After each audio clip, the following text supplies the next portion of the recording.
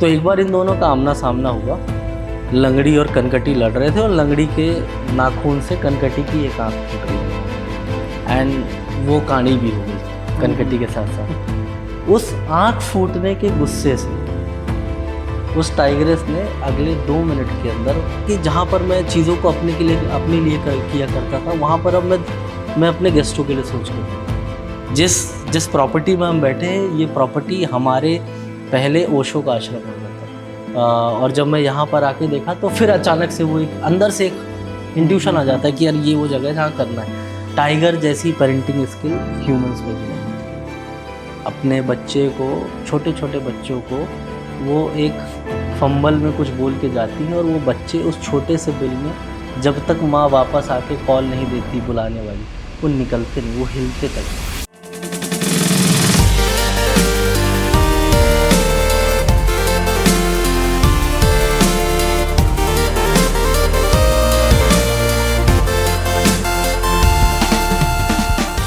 So this is the core of wildlife, and today we have our special guest from wildlife industry, Mr. Abhinav Pandey. Hey, hi Abhinav. Hello, hi, बताइए। So basically हम जानना चाहेंगे आपके wild life journey के बारे में। आपने जब बेसिकली स्टार्ट करा था वाइल्ड लाइफ अपना करियर, तो उसके बारे में आप क्या कहना चाहेंगे? मेरी जर्नी बेसिकली यानी मैं आपको बताऊँ तो इट वाज अ डेस्टिनी, है ना। पहले से कोई ऐसी प्री प्लान्ड चीज़ें नहीं थी।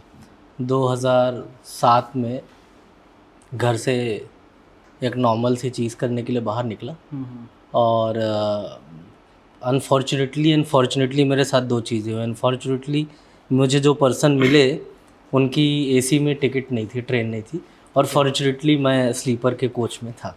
तो हम दोनों एक दूसरे के साथ बहुत अच्छा सा हमारा कन्वर्सेशन हुआ और उन्होंने मुझे कुछ चीज़ें बताई। उस टाइम पे मैं वीडियो एडिटिंग को लेकर बहुत ज़्यादा इंटरेस्टेड था। ओके। तो उन्होंने मुझे अपने घर ड्रॉप किया। मैं दिल्ली में था, दिल्ली में ड्रॉप किया और 3-4 दिन तक उन्होंने मुझे कुछ गाइड किया कि तुम ये कर सकते हो या फिर ऐसा कर सकते हो। बट सीरियसली दिल्ली मेरी नज़र में आज भी, पहले तो पैथेटिक थी, आज भी पैथेटिक है। और दिल्ली में कोई भी चीज़ ढूंढ पाना हम जैसे छोटे शहर से जहाँ से अपन बिलोंग करते थे बहुत मुश्किल था। 3-4 दिन के बाद उनका खुद का कॉल आया मेरे पास कि यार अभिनव कुछ मिला क्या? तो मैंने बोला सर मुझे कुछ समझ में नहीं आ रहा और मैं वापस जा रहा हूँ। फिर उन्होंने मुझे बोला कि यार एक काम कर, मैं तुझे एक एड्रेस भेज रहा हूँ और तू यहाँ पर आ जा। ओके। देन मुझे ये पता चला कि मुझे ये तो पता था कि वो फिल्म मेकर हैं, बट मुझे ये नहीं पता था कि वो एक बहुत बड़े प्रोडक्शन हाउस के फिल्म ये कोइंसिडेंस था आपके और ये कोइंसिडेंस था, ये डेस्टिनी थी। मेरी ज़िंदगी में बहुत सारी डेस्टिनी ऐसी रही जो ट्रेन पे निकली। तो उन्होंने फिर मुझे ऑफ़र कर दिया और वहाँ से मेरी वाइल्ड लाइफ कैमरामैन की, असिस्टेंट की या सिनेमाटोग्राफर की जर्नी चालू हुई। सो बेसिकली जो वाइल्ड लाइफ फोटोग्राफर से एक वाइल्ड लाइफ हॉस्पिटैलिटी के आप ओनर हैं, अभी को फाउंडर हैं, उसका सफ़र कैसा रहा है? बहुत मज़ेदार। तो बेसिकली ये दोनों चीज़ें बहुत अलग हैं। एक जगह आपका प्रोफेशनलिज्म फील्ड में दिखता है और एक जगह आपका प्रोफेशनलिज्म एक क्लोज कंपाउंड में दिखता है ना। इन दोनों में काम करने का तरीका बहुत अलग है। क्रिएटिविटी एंड फोकस तो दोनों में आपकी लगती है, बट एक हार्ड वर्क है और एक स्मार्ट वर्क है। सो बेसिकली एक टर्म आता है जब आप वाइल्ड लाइफ फोटोग्राफर से अपनी जर्नी शिफ्ट कर रहे थे वाइल्ड लाइफ हॉस्पिटैलिटी के दौरान, तो उसमें क्या चेंजेस आए थे आपकी जर्नी में? सबसे पहला चेंज तो यही आया कि मैं पहले बहुत इंडिपेंडेंट हूँ कि अपने सेल्फ गोल के लिए सोच के काम किया करता था। Basically as a wildlife photographer या सिनेमाटोग्राफर होने का सबसे बड़ा फ्रीडम क्या था कि आपको कुछ चीज़ें जो मिलती थी ना, वहाँ पर आपको अपने क्रिएटिव एस्पेक्ट्स को देखना पड़ता था। वहाँ पर आपको ये नहीं देखना पड़ता था कि आप पे कोई रूल कर रहा है या फिर आपको कोई जज करेगा, आपको जज। हाँ, यानी वहाँ पर कहीं ना कहीं एक फ्रीडम था, मैं अपना क्रिएटिव काम कर सकता था। बट हॉस्पिटैलिटी मेरी नज़र में बहुत अलग है। वो अलग इसलिए है कि यहाँ पर आप कोई चीज़ सोच के कर रहे हो, बट वो आपके लिए नहीं, वो आपके गेस्ट के लिए। और गेस्ट क्या पसंद कर रहा है, क्या नहीं पसंद कर रहा है, उसके बारे में हमें बिल्कुल भी पता नहीं। तो एक असेसमेंट लगाना पड़ता है, एक कहीं ना कहीं सफिस्टिकेशन लाना पड़ता है, कॉन्फिडेंट काम करना पड़ता है। Service industry is always a soft spoken industry और वाइल्ड लाइफ फोटोग्राफी और cinematography is hard core creative industry. तो बहुत बड़ा चेंज ये रहा कि जहाँ पर मैं चीज़ों को अपने लिए किया करता था, वहाँ पर अब मैं अपने गेस्टों के लिए सोच के करता हूँ। तो सबसे बड़ा चेंज मेरा फोटोग्राफी या सिनेमाटोग्राफी से हॉस्पिटैलिटी में आके ये हुआ है। बढ़िया। बेसिकली इतने साल आपने वाइल्ड लाइफ को दिए हैं और इस दौरान इस पूरी जर्नी में आपने बहुत सारी जगह विजिट करी ऑलरेडी। सो उन सारी जगहों में से एक फेवरेट डेस्टिनेशन कौन सी है जहाँ आप जाना प्रेफर करते हैं? असम मेरी कर्मभूमि यानी सबसे पहले मैं रणथंभौर में पोस्टेड था, रणथंभौर, राजस्थान। और रणथंभौर ने मुझे अच्छे बुरे हर चीज़ सिखाई। अच्छा टूरिज़्म, बुरा टूरिज़्म। शायद मैं आज की डेट में अगर अपने आप को हॉस्पिटैलिटी इंडस्ट्री में या वाइल्ड लाइफ टूरिज़्म इंडस्ट्री में या हमारे सफारी कल्चर में थोड़ा बहुत भी इस्टेब्लिश मानता हूँ, उसका सबसे बड़ा श्रेय रणथंभौर को जाता है मेरे। बिकॉज रणथंभौर एक ऐसी जगह है जहाँ पर आप हर तरह के चैलेंजेस को देखते हो, और वो हर तरह के चैलेंजेस को ऑब्जर्व करके अगर आप उसे अचीव कर रहे हो तो फिर आप कुछ भी कर सकते हो। तो मैं शायद, क्योंकि मैं रणथंभौर को इसलिए प्रेज़ करूँगा, ऑल्दो मैं बहुत लंबे टाइम से रणथंभौर गया नहीं हूँ, बट मैं प्रेज़ इसलिए करूँगा बिकॉज उस जगह ने मुझे ये सारी चीज़ें सिखाई। स्टार्टिंग जर्नी में एक बहुत बड़ा रोल प्ले, बहुत बड़ा इनिशिएट हुआ। जी हाँ, बिल्कुल। इनिशियली तो उसमें से जो आपकी बेस्ट सफारी के मोमेंट्स थे, इनिशियली अगर मैं बात करूँ तो आपकी जो पहली सफारी थी वो कहाँ से स्टार्ट हुई थी? Bandhavgarh, as a wildlife photographer. Bandhavgarh. So basically ये बहुत सारी अलग अलग कॉन्ट्रडिक्टरी चीज़ें हैं मेरी लाइफ में। मुझे हॉस्पिटैलिटी के कल्चर के बारे में पता चला रणथंभौर में, बट अगर मैं अपनी ज़िंदगी की वाइल्ड लाइफ सफारी, अच्छी वाइल्ड लाइफ सफारी के बारे में बात करूँगा तो वो बांधवगढ़ है, जब मैंने अपनी ज़िंदगी का पहला टाइगर देखा था। उस टाइगर के बारे में कोई उसकी बैक एंड स्टोरी? वो बेसिकली मेरी जो पहली टाइगरेस थी जिसे मैंने देखा था वो महामन फीमेल के नाम से जानी जाती थी। महामन फीमेल। महामन एक छोटा सा एरिया है बांधवगढ़ का, मगधी जोन में पाया जाता है। तो हम लोग फिल्म शूट कर रहे थे, और उसके प्रीवियसली जो इतनी भी सफारीज़ मैंने की थी, उसके पहले मैंने सफारीज़ की थी, वो सफारी थी जहाँ पर मैंने सबसे पहला टाइगर देखा था। और उसके पहले मैं काफ़ी इरिटेट हो चुका था बिकॉज काफ़ी ब्लैंक सफारी जाने लगी थी। तो मुझे लगता था कि यार ये क्या यहाँ पे चल रहा है, गाड़ी में बैठा देते हैं, घुमा देते हैं, पंजा दिखा देते हैं, कॉल सुन लो, ये कर लो, वो कर लो, कुछ होता ही नहीं है।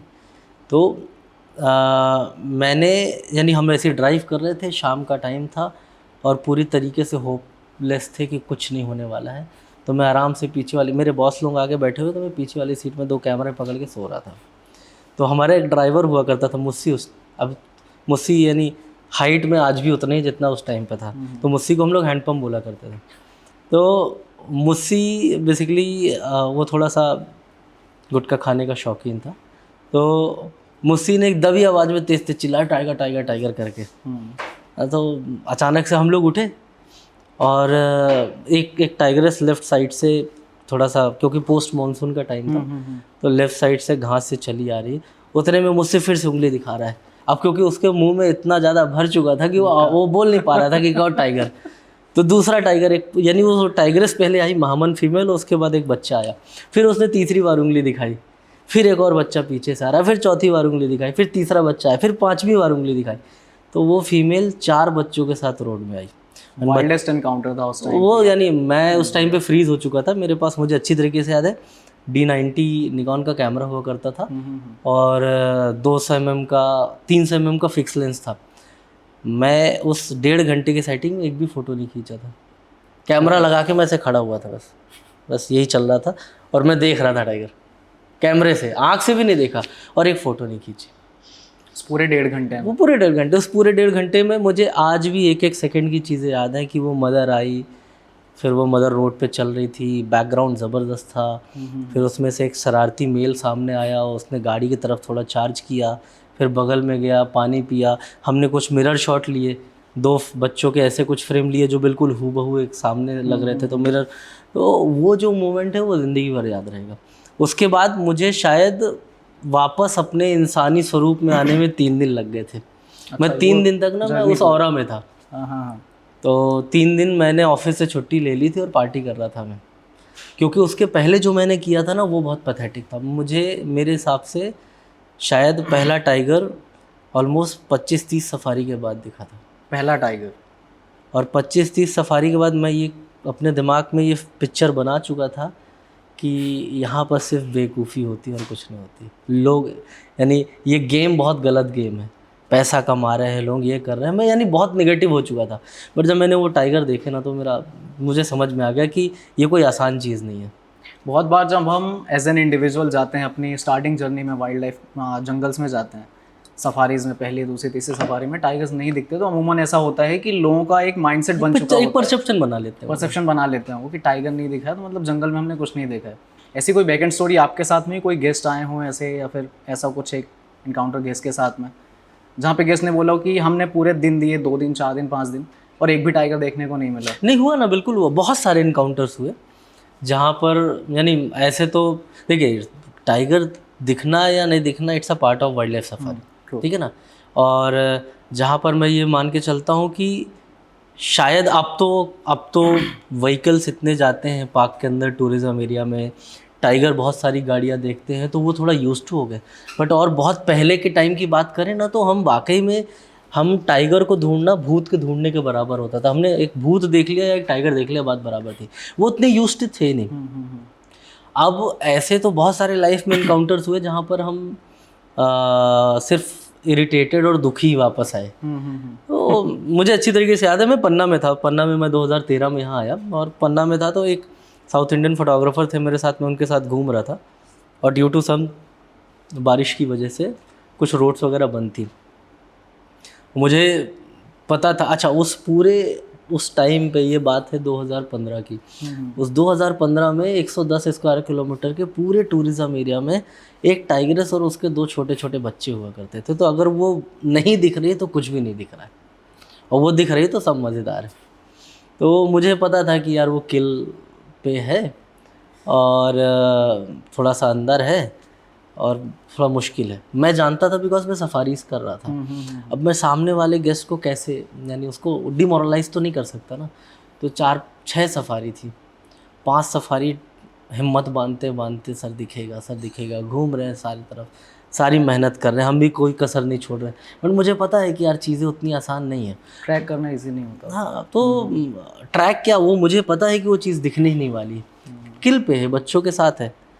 तो 5 सफारी हमने निकाली, और 5वीं सफारी में मुझे उस बंदे का मुंह देख के ऐसा लगा कि यार ये रो देगा, और सीरियसली मैं भी रो दूंगा।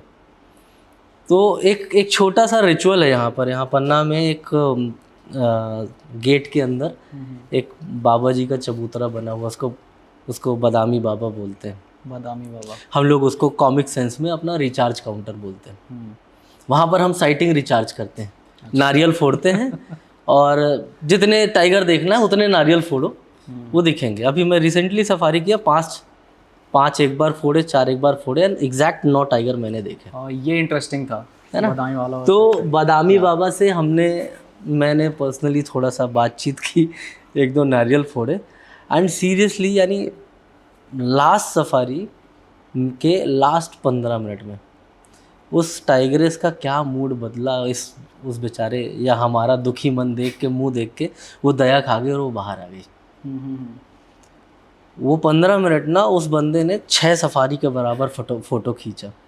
यानी आप उसको ऐसे टच करो ना तो वो सिर्फ बटन दबा रहा था और कुछ नहीं कर रहा था। एक्साइटमेंट, और वो एक्साइटमेंट मुझे फील हो रही थी, पता है क्यों? क्योंकि मैं वो समझ नहीं पा रहा था। कोई भी गेस्ट हो, है ना, हॉस्पिटैलिटी इंडस्ट्री में एक सबसे बड़ी चीज़ क्या होती है, अगर आप अपने काम के प्रति या फिर अपने गेस्ट के प्रति सीरियस हो तो आप कुछ भी चीज़ों को, किसी भी चीज़ से हट नहीं सकते हो। मैंने वो मोमेंट में उस गेस्ट के दिमाग में देखा, उसका टाइम और उसका वैल्यू, मैंने मनी देखा ना जब वो खर्च कर रहा था। और 6 सफारी के बाद 6वीं सफारी में आखिरी 15 मिनट में जब उसने टाइगर देखा ना, तो वो ही वॉज वन क्रेजी। तो वो मोमेंट मेरे को हमेशा याद रहेगा। और ऐसे ही बहुत सारे मोमेंट है जहाँ पर, अच्छा, और टाइगर अगर आप बात करो ना, टाइगर सबसे ज़्यादा परीक्षा लेने वाला जानवर है। जितना आप बोलते हो ना कि जितना बहुत सारे लोग हैं इंडिया में, बहुत सारे टी-शर्ट में पीछे एक्सपर्ट लिखवा के घूमते हैं। जब सफारी से एक बार मुझे मिली थी तो टी-शर्ट में पहना नहीं था। So called wild life expert. आपको हर मूवमेंट में टाइगर आपके कैलकुलेशन को गलत साबित कर सकता है, इसकी श्योरिटी मैं दे सकता हूँ, क्योंकि मैं 18 साल से जंगल घूम रहा हूँ और आज भी मैं पकड़ नहीं पाया हूँ कि चीज़ें क्या है। तो वो मोमेंट मुझे हमेशा याद रहेगा, जहाँ पर शायद मैं ये देखूँगा कि एक पेशेंस बहुत टाइगर लेता है। बहुत शानदार। सो इतने सालों की जर्नी रही है, आपने मल्टीपल जो प्रोडक्शन हाउसेज है वाइल्ड लाइफ के, उनके साथ काम किया है, वो एक्सपीरियंस कैसा था? मेरे हिसाब से आज मैं जो हूँ वो सिर्फ इस वजह से हूँ कि मैंने इन जगहों में काम किया था। इन्होंने मुझे ये नहीं सिखाया, यानी इन्होंने मुझे टेक्निकलिटी तो सिखाई, कैमरा चलाना तो सिखाया, एक क्रिएटिव एंगल देखना तो सिखाया, मगर सबसे बड़ी चीज़ इन्होंने सिखाई लाइफ की punctuality, discipline, consistency and creativeness. अगर ये 4 चीज़ आपकी ज़िंदगी में है, यानी मैंने काफ़ी काम किए, मैंने डॉक्यूमेंट्रीज़ में पार्टिसिपेट किए, 1-2 वाइल्ड लाइफ सीरीज़ का कोऑर्डिनेटर रहा, उसमें मैं काम करता रहा। ये सब तो सबकी ज़िंदगी में आता है, सबकी ज़िंदगी में कोई ना कोई आदमी कुछ ना कुछ कर रहा है, बट एक्चुअल में मुझे इन जगहों में काम करने में ये 4 चीज़ें सीखने को मिली।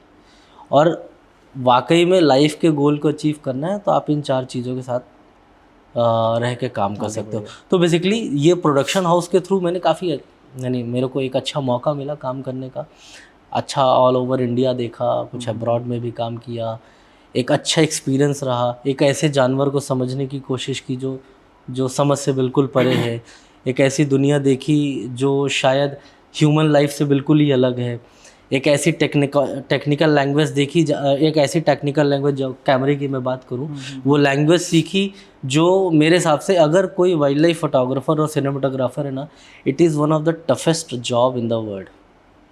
ओके। एक इलेक्ट्रॉनिक इक्विपमेंट को एक ऐसे एटमॉस्फेयर में चलाना जो आपके कंट्रोल में नहीं है, it's not a easy job. हम कैमरा लेके काम करते थे और वहाँ पर हमें ये देखना पड़ता था कि हम 12 घंटे जंगल के अंदर काम करने वाले हैं, हमारे पास 2 बैटरी, उस टाइम पे तो इतनी ज़्यादा टेक्नोलॉजी नहीं आई थी। हम 2 बैटरी को ना फूंक के काम चलाते थे कि मुझे कोई जानवर दिख रहा है तो अपने इमोशंस को कंट्रोल करके बैटरी सेव करने की बात करते थे।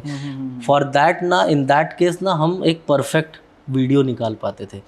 तो ये सारी चीज़ें सीखने को मिली और शायद वही लाइफ की स्किल है जिसकी वजह से आज हम लोग बहुत अच्छे तरीके से काम कर पा रहे हैं। उस सारे मोमेंट के बीच का सबसे यादगार पल कौन सा था? प्रोडक्शन हाउसेस के साथ काम कर रहे थे आप, हर जगह पे घूम रहे थे, सारे वाइल्ड लाइफ के जितने भी टेरिटरीज़ हैं, एरियाज़ हैं, उनको कवर कर रहे थे। उस दौरान का सबसे इंटरेस्टिंग मोमेंट, एक तरीके से लाइफ चेंजिंग मोमेंट बोल सकते हैं हम, जिसने हिट किया हो प्रॉपर एक पिन पॉइंट पे। नहीं, यानी लाइफ चेंजिंग मोमेंट तो मेरे लिए क्या बोलूँगा मैं, लाइफ चेंजिंग मोमेंट मेरे लिए हर दिन था। हाँ, एक ऐसा मोमेंट था जिसने शायद मुझे ये बता दिया कि ये वाकई में इस इंडस्ट्री नहीं बोलूँगा, इस एटमॉस्फेयर का ऑरा बहुत अलग है। वो मुझे हमेशा याद रहेगा। तो मैं रणथंभौर में था और रणथंभौर में एक टाइग्रेस थी जिसका नंबर था आई गेस T5। ओके। हाँ, तो वहाँ पर एक बहुत फेमस सिनेमाटोग्राफर हैं, वो फिल्म शूट कर रहे थे। तो ऑल ऑफ अ सडन हम लोग को एक न्यूज़ आई कि वो टाइग्रेस मर गई और उसके छोटे छोटे, हार्डली मेरे हिसाब से 2.5-3 महीने के छोटे 3 बच्चे थे। और जो वो सिनेमाटोग्राफर शूट कर रहे थे उन्होंने उन बच्चों को कुछ दिन पहले देखा। अब क्योंकि जब इस तरह की न्यूज़ आती है तो डिपार्टमेंट को देखना पड़ता है कि वो बच्चे सर्वाइव कर रहे हैं या नहीं कर रहे हैं। तो एक बहुत बड़ा प्रोजेक्ट हुआ उन 3 बच्चों को ढूंढने के लिए और यानी पूरी कोशिश की, बहुत सारे फॉरेस्ट गार्ड जंगल के अंदर घुसे, एक बार किसी को बच्चे दिखे उसके बाद वो भाग गए, उसके बाद वो मिले ही नहीं। फिर वहाँ पर एक फील्ड डायरेक्टर थे गुप्ता सर आई गेस। तो गुप्ता सर ने बोला कि यार एक काम करते हैं, हम लोग चीज़ों को बहुत ज़्यादा अननेचुरल कर रहे हैं, इसको नेचुरल रहने देते हैं, माहौल को शांत करते हैं और फिर काम करते हैं। तो उन्होंने फिर एरिया पूरे खाली करवाया, कोई आदमी नहीं जाएगा, छोटा बहुत पानी का इंतज़ाम किया और उस टाइम तक कैमरा ट्रैपिंग वीडियो के सिस्टम्स आ चुके थे तो वो लगाए गए। आफ्टर 25 डेज़ एक बच्चे 25 दिन तक पता नहीं कैसे सरवाइव कर रहे थे। 25 दिन के बाद पहले कैमरा ट्रैप वीडियो में वो छोटा सा बच्चा स्टील की थाली में हम पानी, वो डिपार्टमेंट ने पानी भर के रखा हुआ था, मेरे पास शायद आज भी वो वीडियो होगा।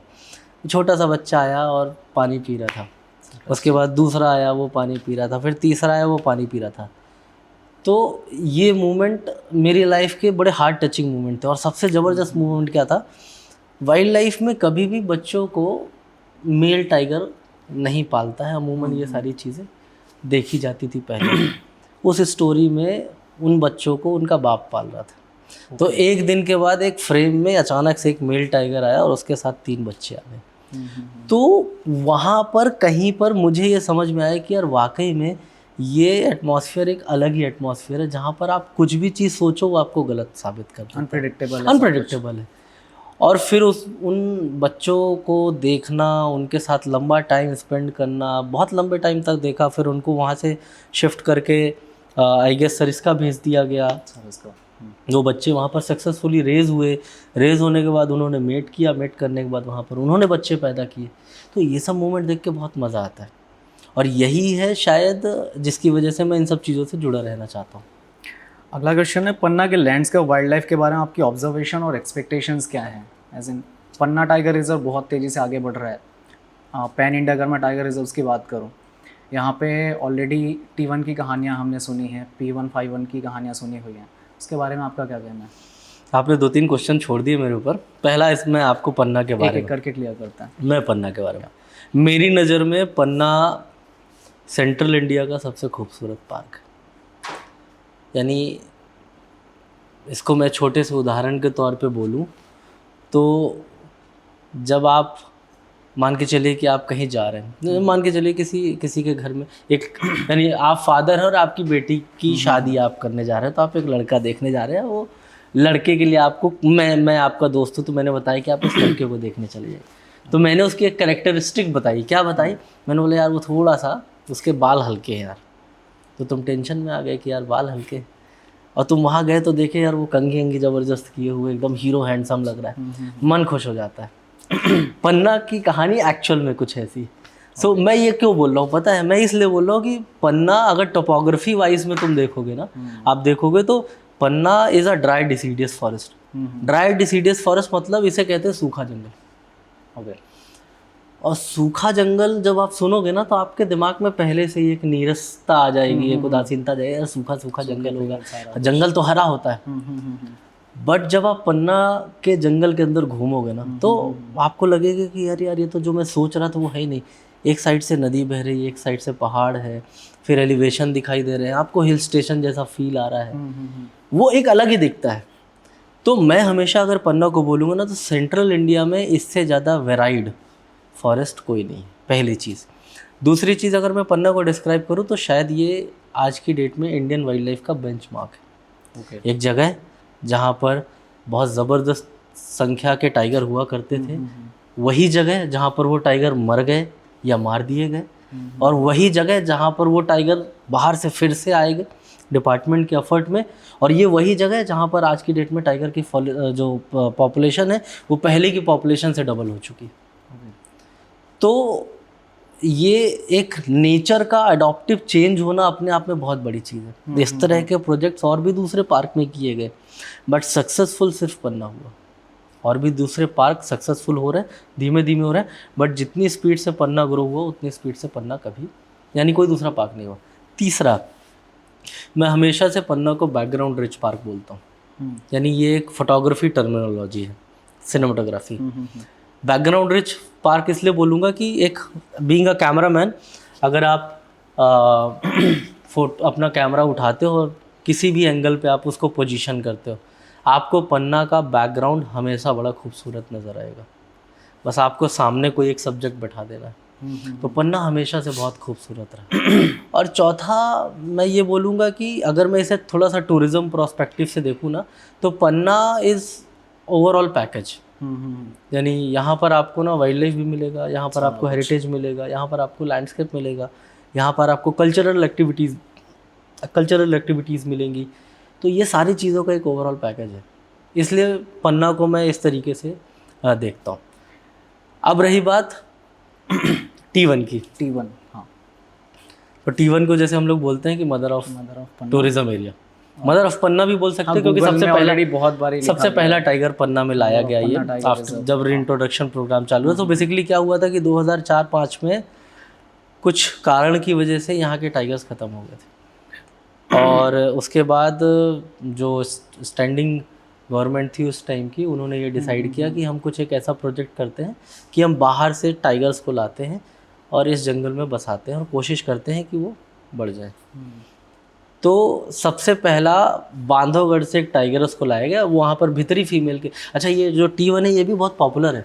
इसके भाई इंडिया का सेलिब्रिटी टाइगर रहा, बमेरा बांधवगढ़ का he was one of the popular male tiger, और ये उसकी बहन है, तो भितरी फीमेल के नाम से जानी जाती थी। इसको वहाँ से उठा के लेके आए।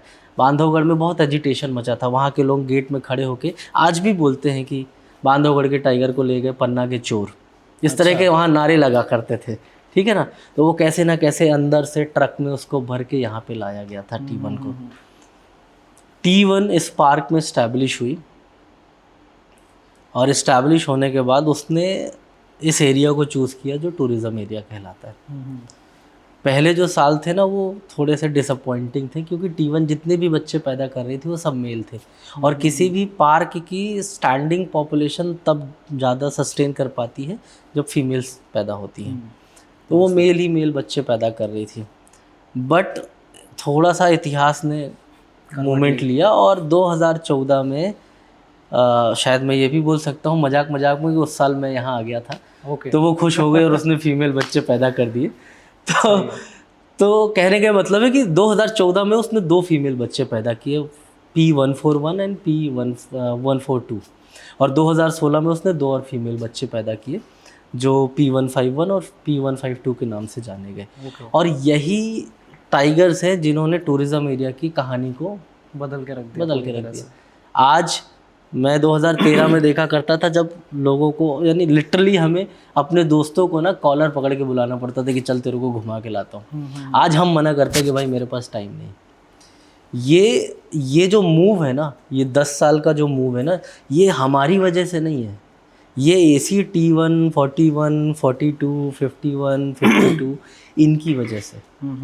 हमारी तो एक छोटी सी मेहनत है, सबसे बड़ी कृपा इन लोगों की है कि ये दिख रहे हैं, इनके दर्शन से ही हम दुर्लभ से सब कुछ तो T1 का योगदान इस पार्क में बहुत है। अब तो शी इज़ नो मोर, वो है नहीं, बट उसका योगदान वाकई में बहुत अच्छा। और वो जिस जगह से आई है, जिस लीनियज की है, जिस मेल टाइगर के भाई की बहन है, वो वाकई में उस चीज़ को सार्थक करती है। और मैंने शायद इससे समझदार शाणा टाइगर नहीं देखा था, और बहुत ही शांत। तो ऐसे मुझे अच्छी तरीके से याद है, एक साइटिंग याद है T1 की, एक जूड़ी नाला नाम से जगह है। तो जूड़ी नाला के ऊपर के साइड में हाइट है और नीचे के साइड में डाउन साइड है। तो जब हमें पता चला कि वो एक पॉइंट से निकल रही है, और उसका एक टाइगर का हमेशा एक शर्टन पाथ होता है, तो हम लोग आराम से उस हिसाब से गाड़ी लगा के खड़े थे।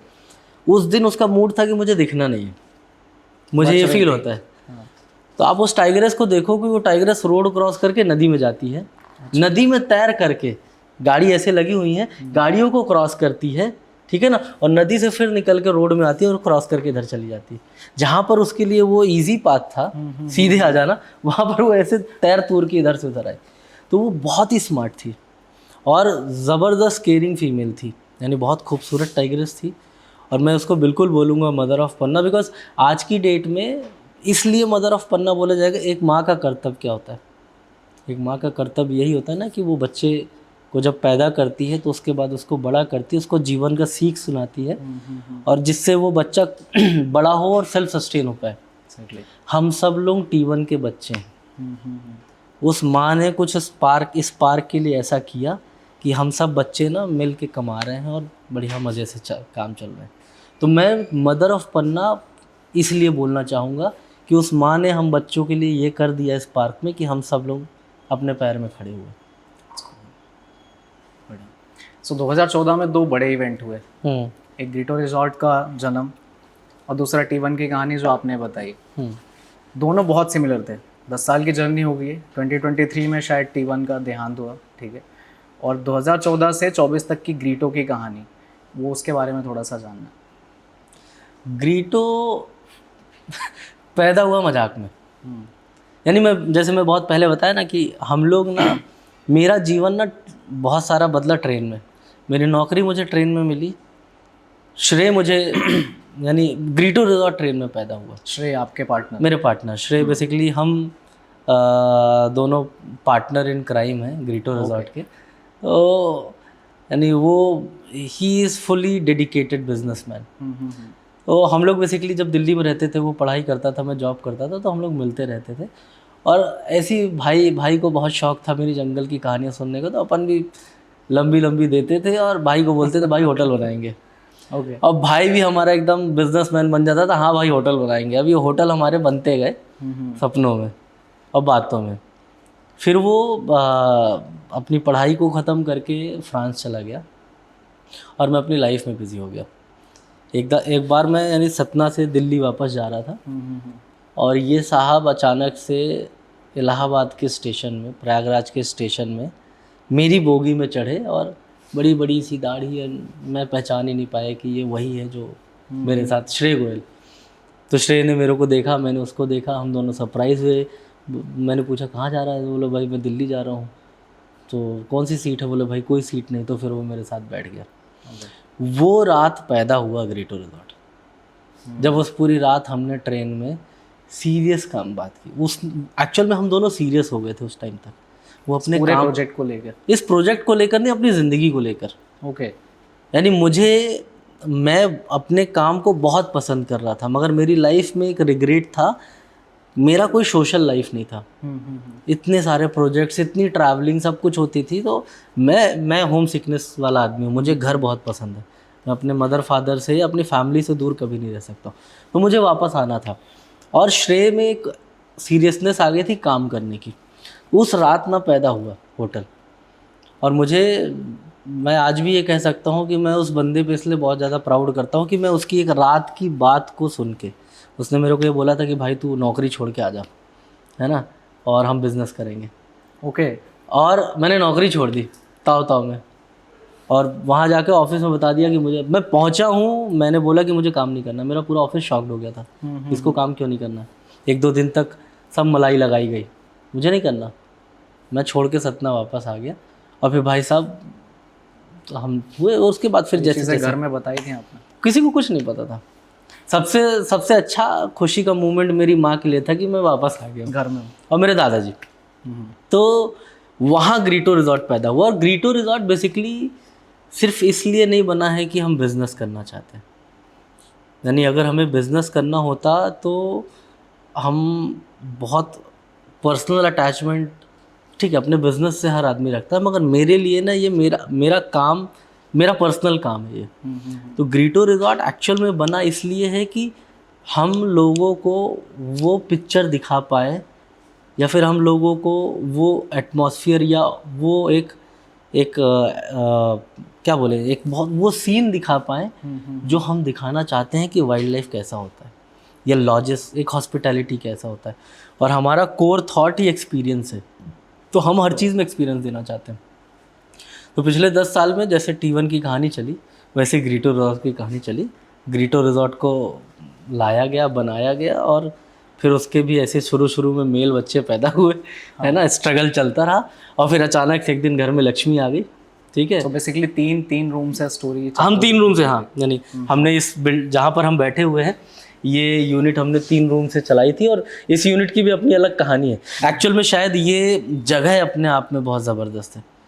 जिस प्रॉपर्टी में हम बैठे हैं, ये प्रॉपर्टी हमारे पहले ओशो का आश्रम हुआ करता था, जहाँ पर इस तरह के डिवाइन चीज़ें हुआ करे ना। और मैं जब इस प्रॉपर्टी को देखा था नदी के उस पार से, तो मेरे दिमाग में अचानक से घंटा बज गया था कि यार ये क्या है, क्या ऐसे है। मुझे फिर किसी मेरे दोस्त ने ही दिखाया, और जब मैं यहाँ पर आके देखा तो फिर अचानक से वो एक अंदर से एक इंट्यूशन आ जाता है कि यार ये वो जगह है जहाँ करना है। तो कैसे ना कैसे हाथ पैर जोड़ के इस प्रॉपर्टी के ओनर के साथ काम करना चालू किया, और उनसे हमने ये जगह ली। हमने 3 कमरे से प्रॉपर्टी बनाई। मेरे हिसाब से मैं नौकरी की उस टाइम पे मैं अपनी नौकरी को बहुत याद करता था कि बड़ा मज़ेदार ज़िंदगी थी मेरी। यानी टाइल खुद से लगाई, और मेरे हिसाब से प्लम्बिंग खुद से की, सरिया खुद से बांधे, बहुत सारे मटेरियल खुद से ढोया, बहुत कुछ किया हम लोगों ने ज़िंदगी में। एक चीज़ बस यही किया कि स्ट्रगल किया। तो वो टाइम इसलिए और शायद आज हम लोग इसीलिए मजबूत हैं कि हमने अपनी नींव को बहुत मजबूत किया और ख़ुद से बनाया है। तो ग्रीटो रिजॉर्ट 3 कमरे से चालू हुआ, और आज की डेट में ग्रीटो रिजॉर्ट 4 प्रॉपर्टीज़ चला रहा है, जहाँ पर हम और 2-3 प्रॉपर्टीज़ लाने वाले हैं। तो अब हम एक अलग ही स्केल पे पहुँच चुके हैं। बट हमारा जो सोल है, वो सोल आज भी वही है कि हमारे जो एक्सपीरियंस हम अपने गेस्ट को प्रोवाइड करते हैं, that should be qualitied and 100%। Otherwise हम उसको प्रोवाइड ही नहीं करेंगे। हम कोई चीज़ देंगे तो 100% देंगे। गलतियाँ सबसे होती हैं, गलतियाँ इंसान से ही होती हैं, चीज़ों में गलतियाँ होंगी। हमारे गेस्ट के वैल्यूबल फीडबैक मिलते हैं, सजेशंस मिलते हैं, हम उसके हिसाब से अपनी चीज़ों को इम्प्लीमेंट करते हैं। तो हम अपने आप को आज भी उसी स्टेज में लेके चल रहे हैं जो 2014 में थे, हर चीज़ को सीखते हुए काम कर रहे हैं। तो ग्रीट और अर्थ की कहानी ये है। सो अकॉर्डिंग टू यू बहुत बारी होता है कि जब भी हम वेकेशंस पे जाते हैं तो हम सेलेक्ट करते हैं कोई 3 स्टार 5 स्टार एक लग्जरियस होटल या फिर गोवा के बीच या ऐसी जगह हैं जहाँ पे हम फैमिली को ले जाके अपनी चीज़ें एंजॉय कर सकें। सेकेंडरी वहीं पे एक वाइल्ड लाइफ रिजॉर्ट आता है, लोग यहाँ पे भी आते हैं फैमिलीज़ के साथ, एक ट्रिप प्लान करते हैं।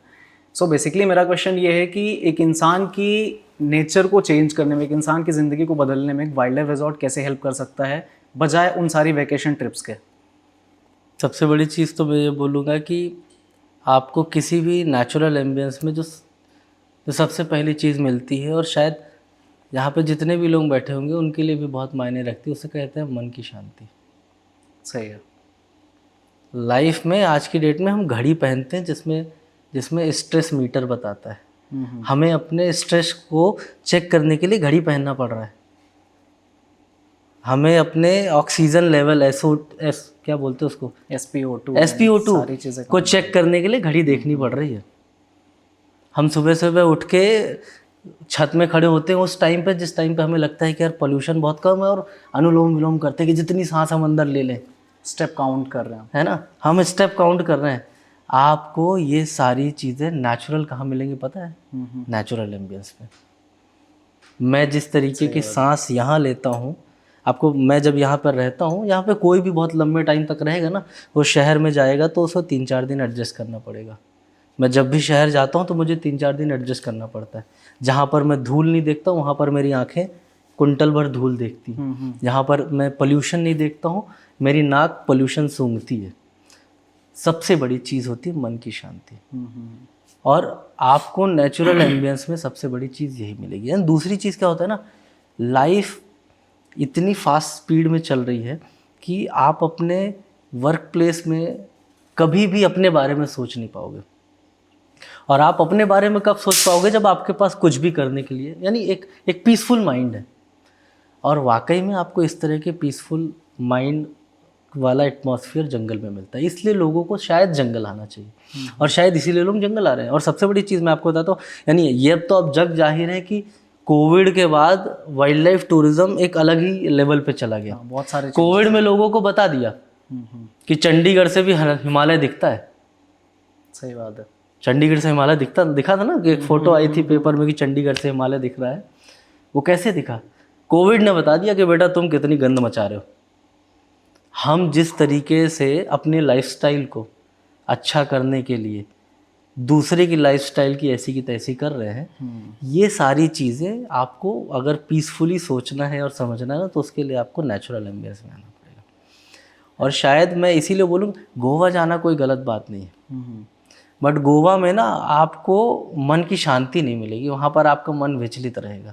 वहाँ पर आप जाओगे, डिस्कोथेक में घूमोगे, बीच में घूमोगे, दूसरे क्या कर रहे हैं उस चीज़ पे ज़्यादा ध्यान दोगे, या दूसरे जो कर रहे हैं उसको मैं भी फॉलो करूँ, अरे यार मैं भी।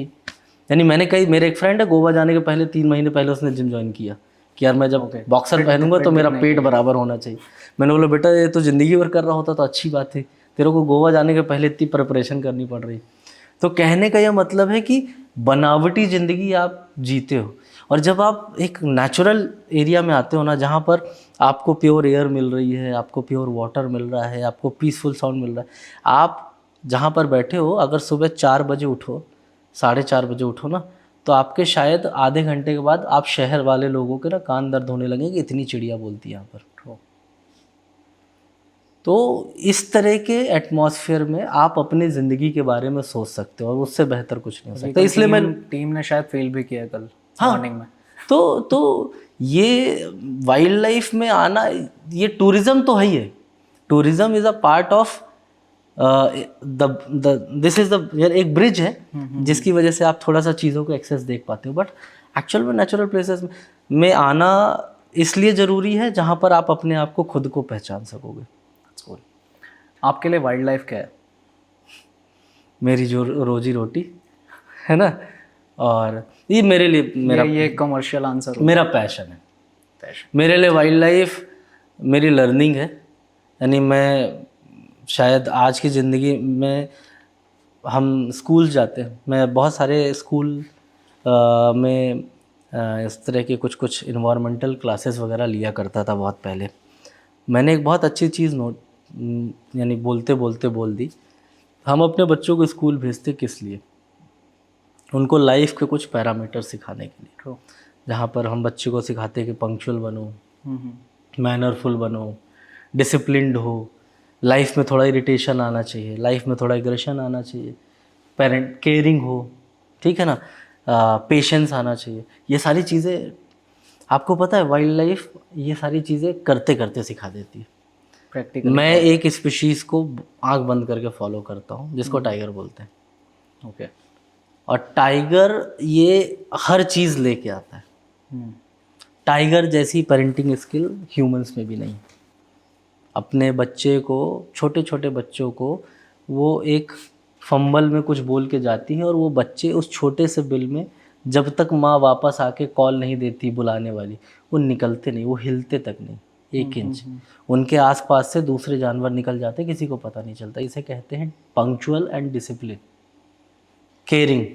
मदर जैसी 2 साल की केयरिंग जो मदर अपने बच्चों को, एक टाइगर अपने बच्चों को लगभग 2 साल तक रखता है। इनका टाइम पीरियड होता है। ये इनका टाइम 2 साल तक वो बच्चे इतने बड़े हो जाते हैं कि वो खुद से किल करने लगते हैं। इस 2 साल में मदर जिस तरीके से केयरिंग करती है ना, वो अपने आप में नहीं, आप जंगल में एक ऐसी जगह बच्चे पाल रहे हो और पैदा करके उनको बड़ी करने की कोशिश कर रहे हो जहाँ पर और भी जंगली जानवर हैं, तो उससे ज़बरदस्त केयरिंग नहीं है। मैं अभी कुछ दिन पहले ही मैंने एक छोटा सा इंसिडेंट देखा। मैं हमारे एक रेगुलर गेस्ट उनके साथ सफारी गया था। यानी केयरिंग किसे कहते हैं, मैं तो एक मदर, यहाँ पर एक फीमेल है P141, उसने भी रिसेंटली उसके 4 बच्चे दिखे और अचानक से थोड़ा सा टूरिज़्म इंडस्ट्री में एक हमारे यहाँ पर एक हलचल मची कि यार 4 बच्चे दिखे, बहुत सारे टूरिस्ट आए। तो उस मदर को हमने सुबह सुबह देखा, वो अकेले दिख रही और एक पॉइंट पे आके उसने बच्चे को बुलाने वाली आवाज़ निकाली। तो इनके अलग अलग टाइप के कम्युनिकेशंस कॉल होती है। और बगल में ही घास में एक बच्चा ना ऐसा जैसे चिड़िया बोलती ना चा, तो उस तरह से आवाज़ निकाला उसने। अब उसके 4 बच्चे थे, वो अंदर गई और बाहर जब निकली तो एक ही बच्चा बाहर आया। अब मदर थोड़ी सी स्ट्रेस हो गई, वो आवाज़ लगाने लगी, बाकी बच्चे कहाँ हैं, बाकी बच्चे कहाँ हैं। और ये बच्चा और थोड़ा पगला है, अब छोटा बच्चा शरारती, इधर से उधर भाग रहा था। अब वो मदर भी सोच रही थी कि यार मैं क्या करूँ, ये भागे जा रहा है, इसको जहाँ भागता है मेरे को पकड़ना पड़ता है और मेरे को बच्चे भी ढूंढना है। तो एक मोमेंट में वो इतनी इरिटेट हो गई कि वो घास के अंदर जब बच्चा घुसा तो वो अंदर गई और उसने उसका मुंह पकड़ा। बच्चे का मुंह पकड़ा, उठा के लाई, रोड में बैठाई और उसने जो भी बोला होगा उसके बाद बच्चा सीधे आंख बंद करके तेज चल सीधे रोड में। तो केयरिंग कितनी ज़बरदस्त है कि आपकी छोटी छोटी चीज़ों को वो यानी टाइगर मदर की छोटी छोटी चीज़ों को वो समझते हैं। फिर पेशेंस, इनसे अच्छा पेशेंस आप किसी से नहीं सीख सकते। और ज़िंदगी का ना सबसे बड़ा सक्सेसफुल होने का मंत्र ही है पेशेंस। आपको कोई परेशान कर रहा है और आप शांति से बैठे हो तो वो परेशान हो जाएगा कि तुम शांत क्यों हो, और वो परेशान होते होते कलश के मर जाएगा, बट आपको कुछ नहीं होगा। ये धैर्य बोलता है। टाइगर जिस धैर्य से अपना जीवन जीता ना, आपको पता है इतनी स्ट्रैटेजी से वो किल करता है और किल करने के चक्कर में उसे ये बिल्कुल भी नहीं पता रहता कि वो कितना टाइम यूटिलाइज कर रहा है उस किल के लिए। पेशेंस, स्टोन्ड होके, इरिटेशन तो सब में आती है, यानी हम में आती है टाइगर को ना दिखने की। जब हम टाइगर को नहीं देख पाते तो हम इरिटेट होते हैं, तो इरिटेशन भी उनमें बहुत है। मदर है, अब फ्री होल्ड लाइफ जीना चाहती है, बच्चे हैं, बच्चों के पास होती है तो बच्चे उसके ऊपर कूदते रहते हैं, तो इरिटेट। टाइगर भी इरिटेट होता है कि भागो यार मेरे को अकेले जीवन जीना है। एंड अग्रेशन को मैं सबसे अच्छी चीज़ मानता हूँ। आप टाइगर को कभी भी देखो और कोई ऐसा मोमेंट आप टाइगर का देखो जहाँ पर वो अपना एग्रेशन दिखा रहा है, टाइगर से अच्छा।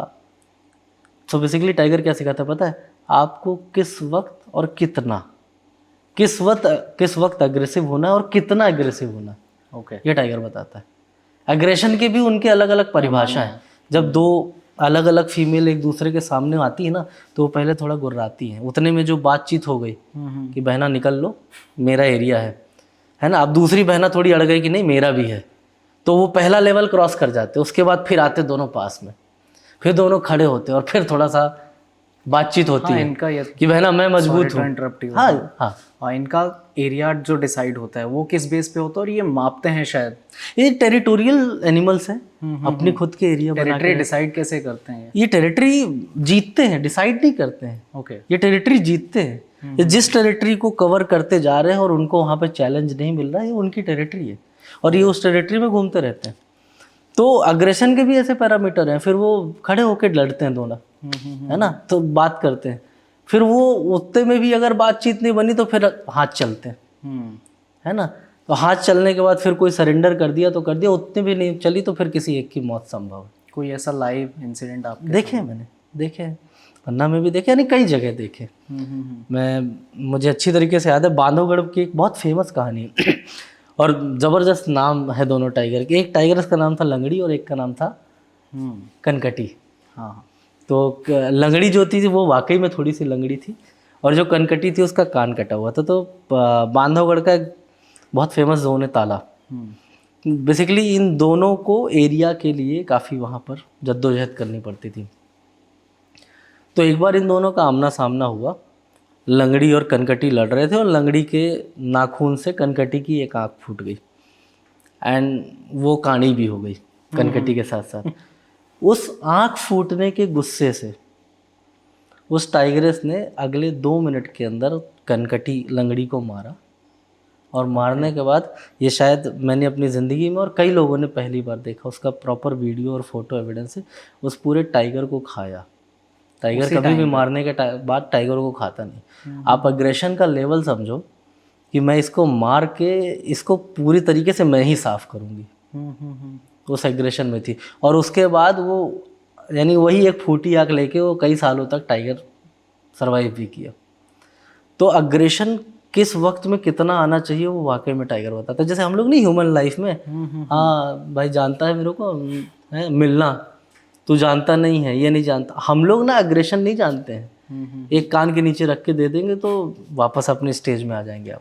तो एग्रेशन वाकई में टाइगर समझाता है कि आप किस मूवमेंट में कितना एग्रेसिव होगे तब आपकी ज़िंदगी में अच्छा काम है।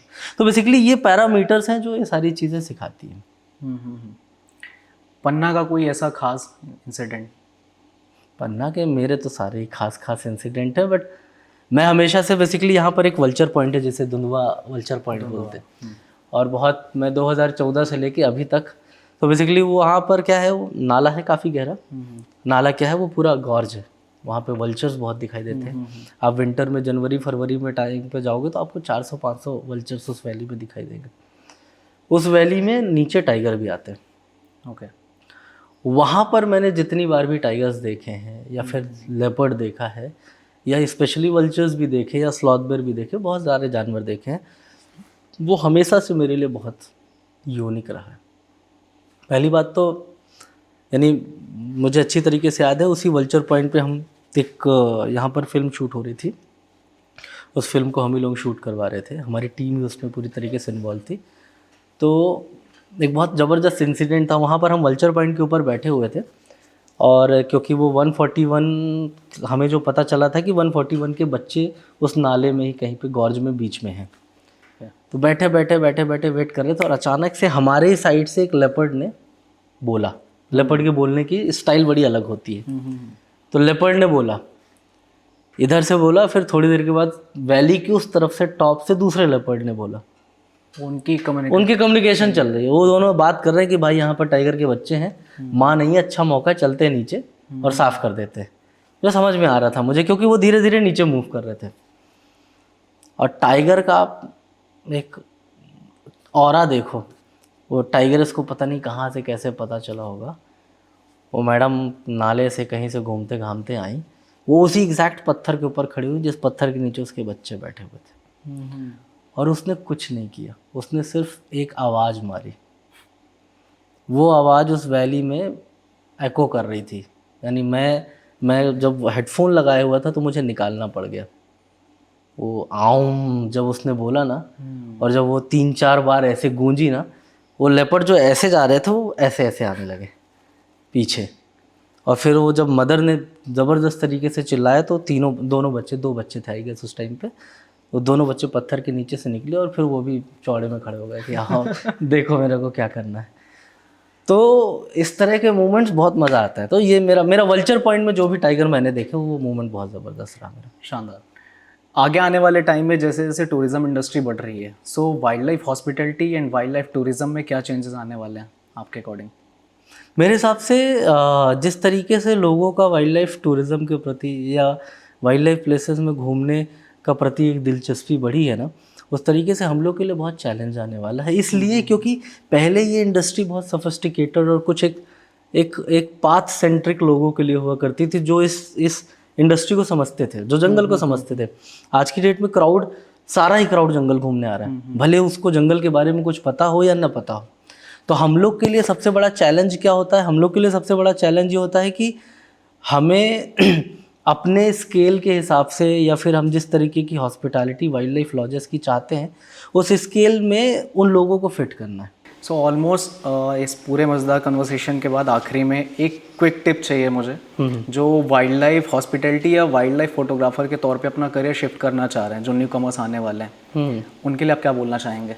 पहली बात तो ये दोनों इंडस्ट्री बहुत अलग चीज़ है, बहुत डिफरेंट है। हाँ। कोई फोटोग्राफर हॉस्पिटैलिटी में आने के लिए तब सोच सकता है जब वो फोटोग्राफी अच्छी नहीं कर रहा है।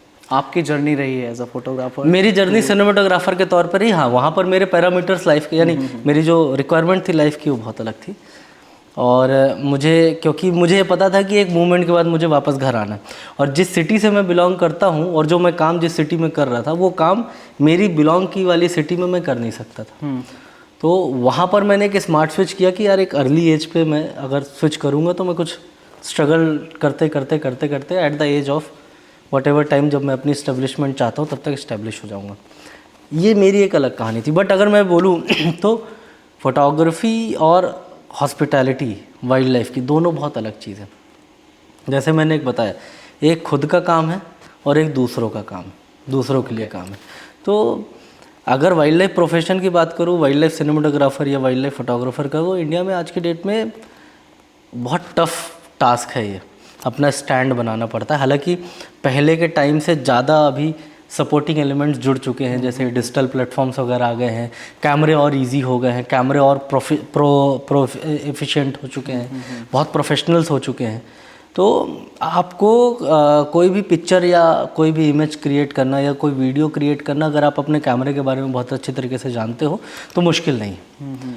और अगर आप उस लाइन को चूज़ करना चाहते हो तो आप उस पर कंटिन्यूसली काम करते रहो, तो आप एक बहुत अच्छे तरीके से फोटोग्राफी और सिनेमाटोग्राफी कर सकते हो। हॉस्पिटैलिटी बहुत अलग चीज़ है। हाँ, इन दोनों को क्लब कर सकते हैं, क्योंकि मैं उस तरीके से निकला हुआ हूँ। क्लब इसलिए कर सकते हैं, अगर मैं फोटोग्राफी और सिनेमाटोग्राफी करता हूँ तो मुझे पता है कि जंगल का कोर और जंगल का कोर क्या है, पहली चीज़ तो। दूसरा, मुझे ये शायद पता रहेगा at the time of opening my hospitality sector कि किस तरीके का क्लाइंट जंगलों में जाता है, किस तरीके का गेस्ट जंगलों में जाता है, वो किस तरीके का बिहेव करता है, उनकी क्या रिक्वायरमेंट होती है, ठीक है ना। तो ये सारी चीज़ें थोड़ा सा मेरे को सपोर्ट एलिमेंट के तौर पे देंगी, जहाँ पर मैं अपने हॉस्पिटैलिटी सेक्टर में इन सपोर्टिंग एलिमेंट के बिहाफ में कुछ काम कर पाऊँगा। सो बेसिकली अभी हम एक रैपिड फायर राउंड लेने वाले हैं, ठीक है। फटाफट से 4 से 5 क्वेश्चन हैं, उनको हम ख़त्म करने वाले हैं। सो वी हैव 5 क्वेश्चंस जो टीम ने ऑलरेडी रेडी करके दिए हैं मेरे को। सो पहला क्वेश्चन है, फेवरेट वाइल्ड लाइफ डेस्टिनेशन? मेरी कर्मभूमि रणथंभौर। रणथंभौर, स्कूल। टाइगर या leopard? Leopard. Leopard. Wild life photography के लिए डीएसएलआर या मिररलेस कैमरा? डीएसएलआर में मैंने ज़्यादा काम किया है तो ऑब्वियसली मैं उसको पसंद करूँगा, बट मिररलेस में बहुत सारी चीज़ें हैं जो डीएसएलआर को यानी ओवरकम कर देती है। तो एक टाइम का स्विच है, बट मैं डीएसएलआर पसंद करूँगा। School. Favourite wildlife book? The deer and the tiger. School. Favourite wildlife documentary? The last lions. इसके बारे में हम जिक्र कर चुके हैं अभी। फेवरेट वाइल्ड लाइफ फोटोग्राफ जो आपके क्लिक की हुई, आपके दिल के सबसे ज़्यादा करीब है, कुछ दिन पहले उसके पीछे की कहानी? कुछ दिन पहले ही ली थी एक, मुझे बहुत पसंद है वो फ़ोटो। एक वल्चर पॉइंट जो मैंने आपको बताया पन्ना का वल्चर पॉइंट, उस वल्चर पॉइंट पे एक स्लॉथ बेयर, तो बेसिकली हम वेट कर रहे थे किसी टाइगर के लिए, क्योंकि पीछे एक टाइगर दिखा था और जनरली जिस टाइगर का जो मूवमेंट था तो मुझे लगा, तो बेसिकली वो वैली कहीं से भी शूट करो आप, उसका बैकग्राउंड मैजिकल लगता है। तो हम लोग ने एक पॉइंट पे गाड़ी लगा ली और ये सोचा कि वो टाइगर वहाँ से चलेगा और ये वैली क्रॉस करते हुए इस तरफ निकल जाएगा। बैकग्राउंड बहुत ज़बरदस्त था, ग्रीन। इस फोटो को हम पिन करने वाले हैं अभी, कर सकते हैं उसको। तो वो इंतज़ार था नवाब का और निकले कोई और, पीछे से निकल आना था टाइगर और भागते भागते निकले स्लॉथ बेयर। तो स्लॉथ बेयर जब भागते भागते निकला तो एक फ्रेम जहाँ पर मैंने पोजीशनिंग कर रखी थी कि मुझे ये फ्रेम बनाना है और इस पॉइंट में कोई भी सब्जेक्ट आएगा और मेरी तरफ मुड़ के देखेगा, मैं फ़ोटो खींच लूँगा। और मैंने वो फ़ोटो खींची। वो फ़ोटो मैं जब भी देखता हूँ तो मेरे मुंह से यानी खुद एक वाव निकलता है, बिकॉज उस फोटोग्राफ में सब कुछ है। पहली बात तो वाइट फ्रेम है, तो आपको एक पूरा जंगल बैकग्राउंड का फील देता है। दूसरी बात बैकग्राउंड रिच है, ओके, क्योंकि वो ग्रीन है। तीसरी बात तो प्रॉपर प्रोपोजिशन के साथ है, वो वैली वी शेप में है, उसमें बीच में से बड़ा खूबसूरत सा बादल जैसे तिलक लगाया हुआ है, लाल लाल दिख रहा है, पूरा पत्थर दिख रहे हैं और उस पत्थर में एक्चुअल में टाइगर होता ना तो इस फोटो से थोड़ा हल्का दिखता। ओके, ब्लैक कलर का स्लॉथ बेयर उस वो वैसा है कि वो काला टीका लगा दिया, नज़र ना लगे। तो वो इमेज मुझे आज भी बहुत पसंद है अभी, यानी बहुत दिनों के बाद मैंने थोड़ा सा एक वो किया था और मुझे वो याद रहेगी हमेशा। So that's the end of our conversation and thank you so much, thank you for your time sir. Thank you so much, है ना।